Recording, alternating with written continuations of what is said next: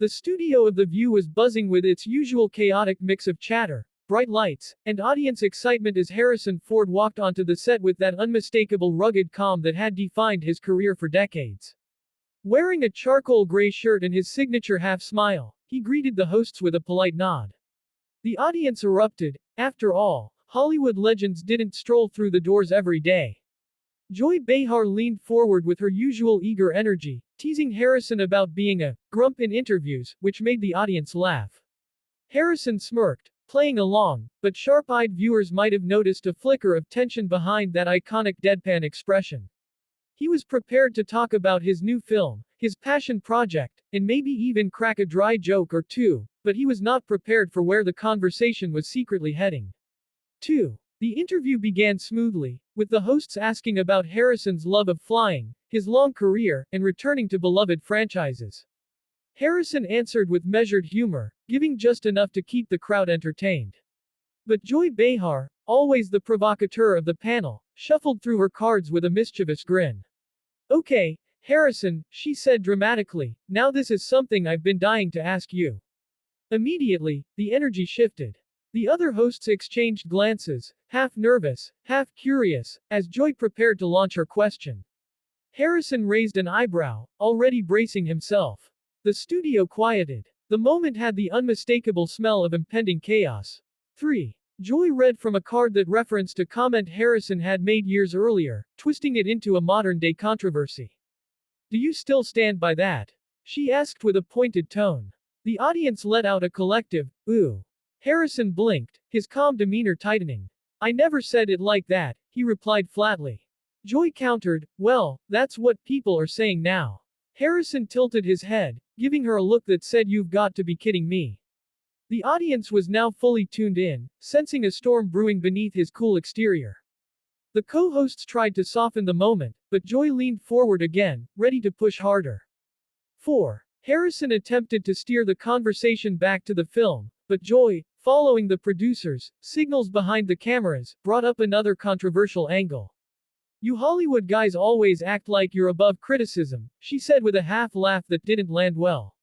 Harrison stiffened. He wiped his hands on his pants, a subtle gesture he often made when irritated. I'm here to talk about the movie, he said, voice steady but edged with warning. The other host shifted uncomfortably, sensing that Joy had hit a nerve. The room felt suddenly colder, the kind of silence that precedes a verbal explosion. 5. Joy went for another jab, reading a follow-up question that implied Harrison wasn't respectful toward newer actors on set. Is it true you intimidate them? She asked. Harrison gave a disbelieving laugh, not the amused kind, but the you can't be serious kind. I intimidate them because I show up on time, he shot back. The audience gasped, half shocked, half delighted by the bite in his tone. Joy pressed further, claiming sources had said he was difficult. Harrison leaned closer to the table, eyes narrowing. Sources, he repeated slowly, sounds like gossip to me. The tension was now thick enough to cut with a lightsaber. 6. The co-hosts attempted to intervene, urging Joy to move on, but she waved them off with theatrical flair. Harrison's irritation was now fully visible. He crossed his arms, sighed sharply, and stared Joy down. She responded with her trademark sarcasm, saying, oh come on, Harrison, lighten up. It's TV. Harrison replied, then maybe you should stick to questions that make sense. The audience roared, some laughing, others stunned. Joy's smile faltered, but pride wouldn't let her back down. 7. Joy pushed one question too far, the breaking point. She asked whether Harrison's opinions about the industry meant he was out of touch with audiences today. Harrison froze, then slowly shook his head. I've been doing this longer than most people in this room have been alive, he said quietly, and I've never been out of touch with anything that matters. Joy attempted to joke it off, but her voice cracked slightly. Harrison wasn't smiling anymore, and the tension became impossible to hide.